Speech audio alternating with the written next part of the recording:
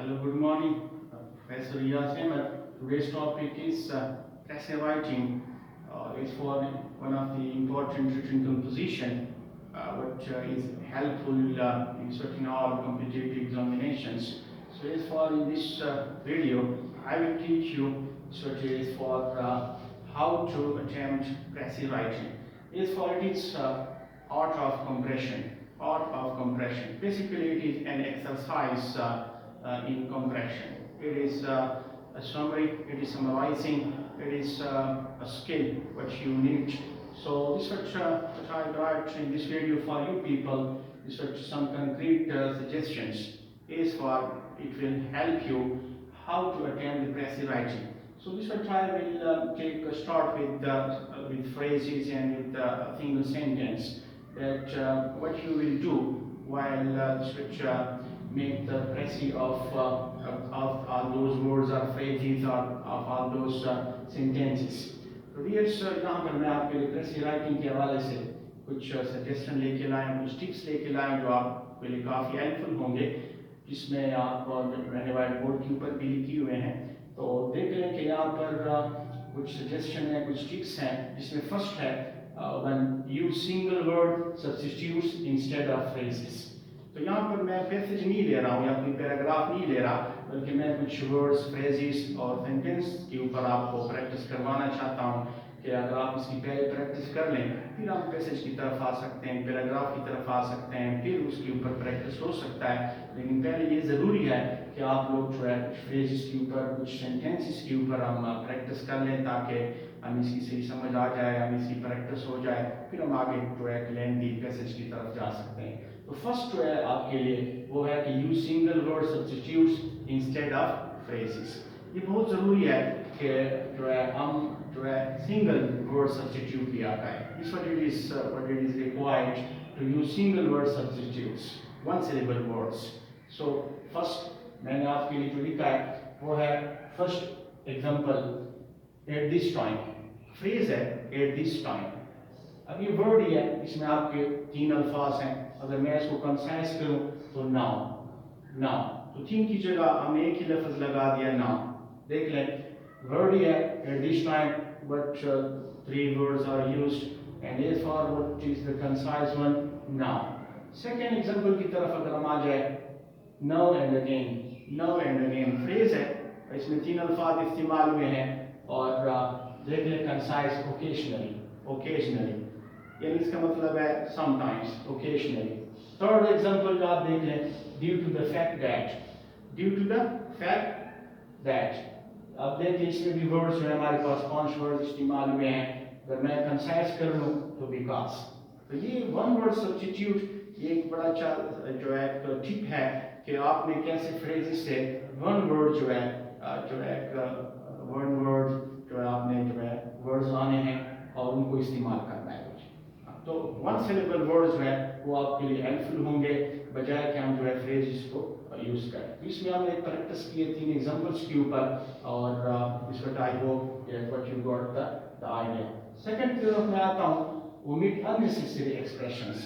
ये दूसरा सजेशन है, दूसरा टिप है कि आपने अननेसेसरी एक्सप्रेशंस को ओमिट करना है. ठीक है, उसको आपने हटाना है. देखिए फर्स्ट जो मैंने एग्जांपल लिखी है word is allow me to say how helpful your response was. allow me to say how helpful your response was. तो ये देखिए 9 वर्ड्स हैं, 9 वर्ड्स. और इसमें मैंने कंसाइज किया हुआ है. देखें your response was helpful. your response was helpful. देख लें आप 4 वर्ड्स यूज हुए हैं.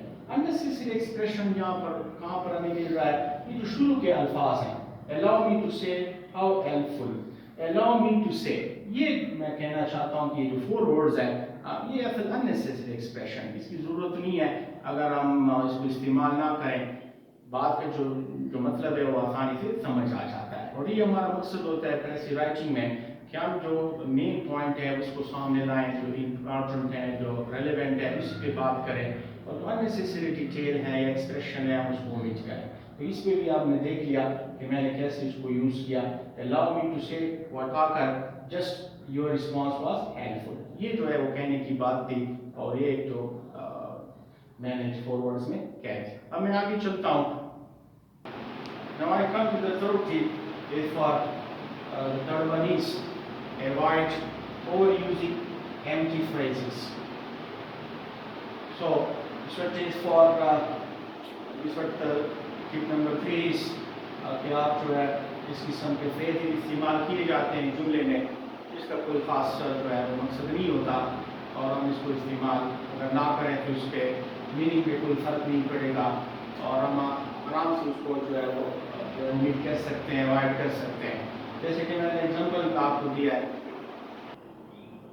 देखें इस टिप में जैसे कि एग्जांपल आप देख सकते हैं कि word there are 4 rules that should be followed. There are 4 rules that should be followed. अगर हम काउंट करें इन वर्ड्स को 1 2 3 4 5 6 7 8 हमारे पास वर्ड्स आते हैं. अब हम कैसे इसके कंसाइज एक जुमला बना सकते हैं इसमें जो मुझे देखें देयर आर ये असल में एम्प्टी फ्रेज है. देयर आर इसकी ज़रूरत ही नहीं है.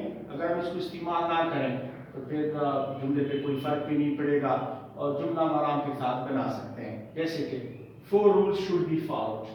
4 रूल्स शुड बी फॉलोड. तो देखें यहाँ पर हमारे पास 5 वर्ड्स आ गए जिसमें हमने जो एम्प्टी फ्रेज है देयर आर इसका इस्तेमाल ज़रूरी नहीं है तो हम उसको जो है ओमिट कर सकते हैं, उसको अवॉइड कर सकते हैं. Now I come to the fourth one, omit that and which clauses. ये क्लॉजेस जो हम अमूमन दैट और व्हिच के साथ बनाते हैं, हु के साथ भी बनाते हैं.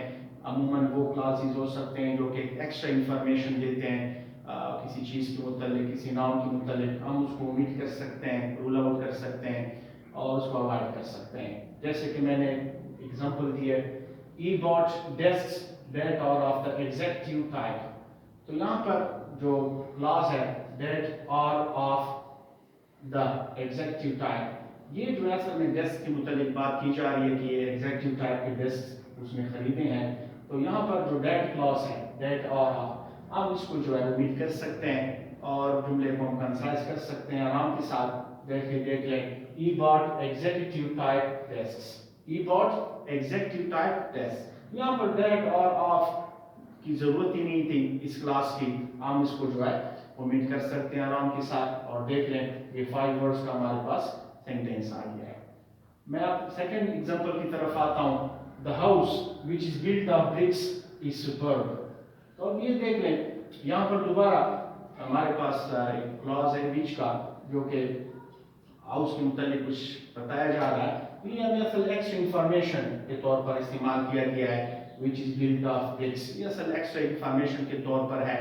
असल जुमला अगर मैं कहूँ the house is superb तो यहाँ देख लें कंसाइज है the house is superb. the house is superb.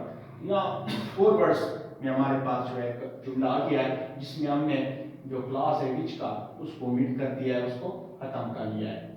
Last में मैं आपके जो टिप है हमारे पास वो है limit use of passive voice. Limit use of passive voice. अब यहाँ पर अगर हमारे पास कोई पैसेज है, पैराग्राफ है जहाँ पर पैसिव वॉइस यूज किया गया है, हमें मालूम पैसिव वॉइस में वर्ड ज़्यादा इस्तेमाल किए जाते हैं और बनिस्बत एक्टिव वॉइस में जहाँ पर हम बड़े प्रिसाइज अल्फाज इस्तेमाल करते हैं, अल्फाज का इस्तेमाल मुख्तसर होता है. जैसे कि it is shown by figures. It is shown by figures 5 words. Concise में देख लें कि अगर हम एक्टिव वॉइस यूज करें फिगर्स शो, सिर्फ 2 वर्ड्स में बात हमारी कंप्लीट हो गई. तो ये आपके लिए कुछ मैं सजेशन टिप्स लेके लाया था और ये 5 नंबर है. उम्मीद है एग्जांपल के साथ आपको ये समझ आ गया होगा. Thank you.